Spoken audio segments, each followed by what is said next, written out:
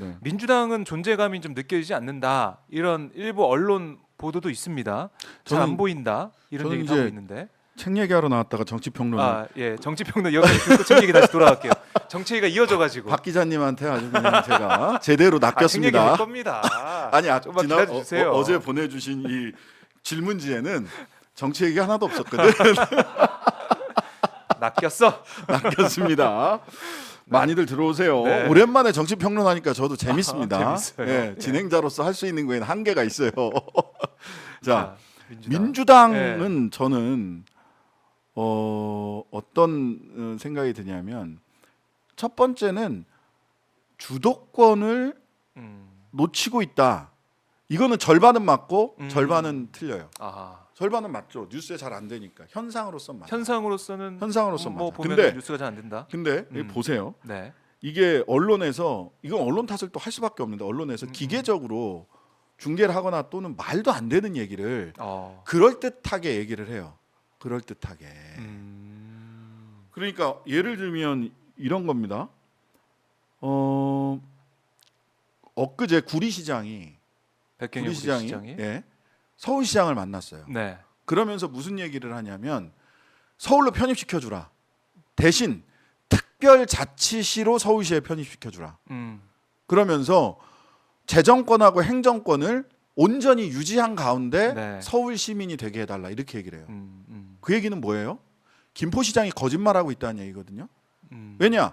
김포시가 서울시 김포구로 들어가면 네.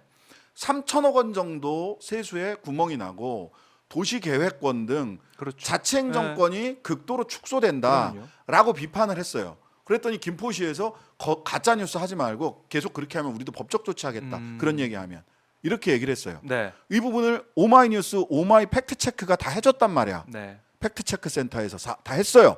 이게 오마이뉴스를 제가 도움을 받아서 드리는 네. 말씀입니다. 예. 근데 그러면 김포시장은 왜 그러면 구리시장은 왜 재정권과 자치행정권을 그대로 두고 특별자치시로 들어가게 해달라고 그래요. 둘 중에 하나는 거짓말하는 거잖아. 그렇네요. 모순적이네요. 예, 말도 안 되는 얘기잖아요. 그럼 이 얘기가 기사에 나와야지. 갑자기 이게 부동산 값 들썩, 수도권 승부수, 그 다음 네. 승부수는 뭔가 이거는 그냥 소음을 쏟아내는 거를 받아 써주는 거거든요. 아하. 그러니까 그 다음에 또 두 번째 이것도 있어요. 공매도 네. 관련해서 네. 기한에 정함 없이 공매도 금지를 하겠다. 음. 이렇게 얘기를 해요. 대통령이. 네. 그러면서 대통령이 국무회의에서 그런 얘기합니다. 선진국 지수 편입에 걱정이 있다라는 것도 지수에 편입하지 못하게 되면 어떡하냐라는 걱정이 있다는 것도 잘 알고 있습니다. 그런데 한국 시장은 한국 시장의 특성이 있기 때문에 어쩌고 저쩌고 막 얘기를 해. 네. 아니 그러면 질문을 말해요. 걱정이 있습니다. 걱정이 있다는 거 선진지수 편입에 안 되면 어떡하나 하는 걱정이 있다는 것을 저도 잘 알고 있습니다. 그랬으면 둘 중에 하나로 나가야 되는 게 논란은. 네. 자, 선진지수 편입은 여전히 우리의 목표입니다. 그게 공약이기도 했어요. 네. 윤석열 맞아요. 대통령이. 네. 그렇지만 이 공매도 금지를 통해서 우리는 이런 일을 걸어서 선진지수 편입으로 갈 수 있습니다.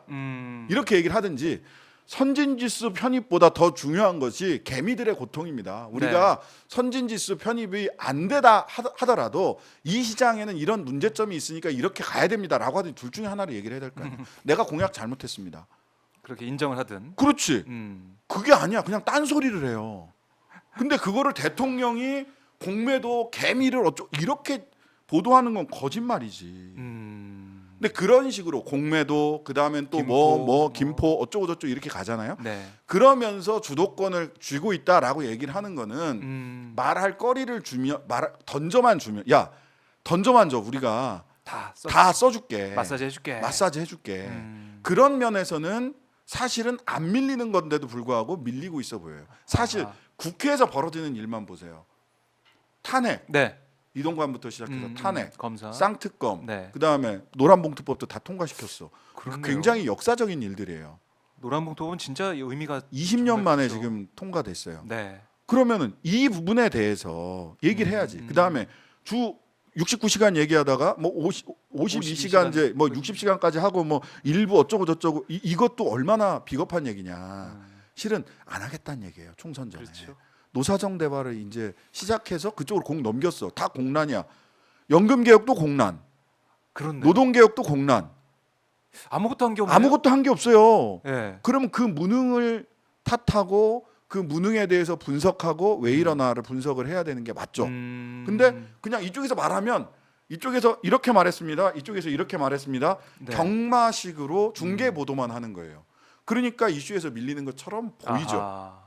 제대로 분석을 하고 짚어주면은 예. 전혀 밀리는 게 아니라. 자, 근데 이제 절반은 밀리고 있다라고 음. 생각을 하는 건 뭐냐면 그런 환경이에요. 네. 그런 환경에서 민주당이 그러면 어떻게 쇠빙선처럼 뚫고 갈 거냐 야권이 이 부분에 대해서는 조금 더 용의 주도하고 용기를 가질 필요가 있다라고 네. 생각이 듭니다. 좀 더 선명성을 드러내는 그런 모습도 뭐 필요하다. 선명성도 선명성이고 네. 사실 저는 뭐 이재명 대표가 가지고 있는 딜레마가 있다고 봐요.